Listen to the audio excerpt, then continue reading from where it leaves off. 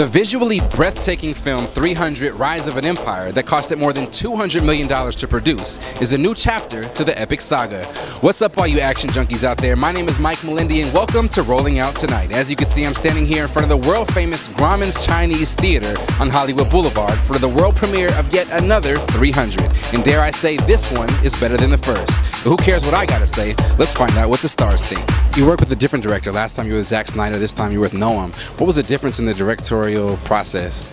I can't speak for the first, not being in it, and I've not worked with Zack, but so it's kind of hard to compare. But I mean, Noam he's passionate, he's a big kid, he loves being there, he's very opinionated, but he's also very open. So you come to work with, I kind of see it this way, and he would see it that way, and you'd all throw your opinions out there, and then you'd just go via the moon and do it every which way imaginable, and in that process you'd kind of maybe discover things that you wouldn't necessarily have if you'd stayed on the page. You look like you should be in the movie. You got the beard going on. I mean, are you trying to catch the attention of Zack Snyder? Talk about that. Yeah, absolutely. Yeah, I grew the beard out because I want to be in the next movie with Justin Bieber and Rob Ford, Mayor of Toronto. What is it about this film that the audience could expect to see that's different from the first one?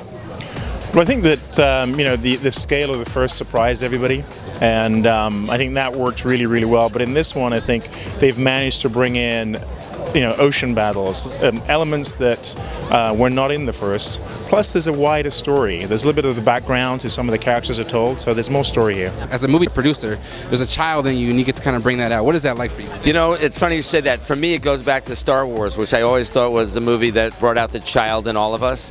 And I think that's the same with this. This is not about how old you are or not, because there's something in it for everyone. There's a historical perspective. There is just the joy of going to a theater and having an experience that you can only have there with other people. And again, we're always raising the bar. Ever since Johnny found 300, we set out to do something better than anybody else, and we're very proud of it. We got to find out about 300. What about this film are you most excited to see? So I think the most exciting thing about 300 was the way that they married the graphic novel look and to the screen. There's been a lot of traditional attempts at hero combat movies.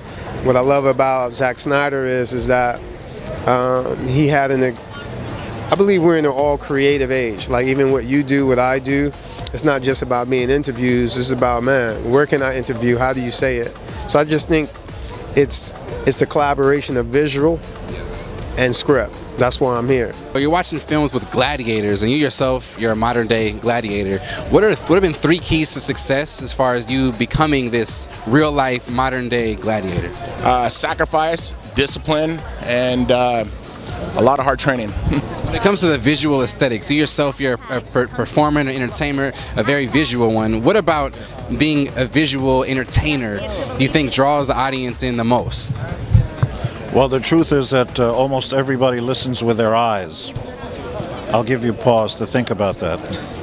We think we hear all kinds of things, but we're actually more in tune with what our eyes see. And movies used to be called talkies. Actually, it's not about the talking, it's about the moving. That's why they changed their name to moving pictures. Very well said. Flickers, because they used to flick. Then it used to be talkies, because look, they're talking. When I was a child of 4. It's not about talking, it's not about flicking, it's about moving. Moving pictures. Movies.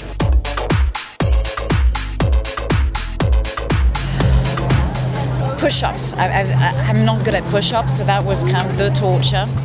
At the end I was better, but I've never been able to do like the G.I. Jane kind of thing. And yeah, to be able to achieve such a difficult choreography at the end with the fight with the 2 swords, I was proud of myself. Yes. Well, that's a wrap for me here on the red carpet of 300 Rise of an Empire. We brought you some of your favorite movie stars from the film, as well as producers, and even talked to Mr. Tom Green himself. Stay tuned right here to Rolling Out Tonight for more exclusive interviews coming up right here on rollingout.com.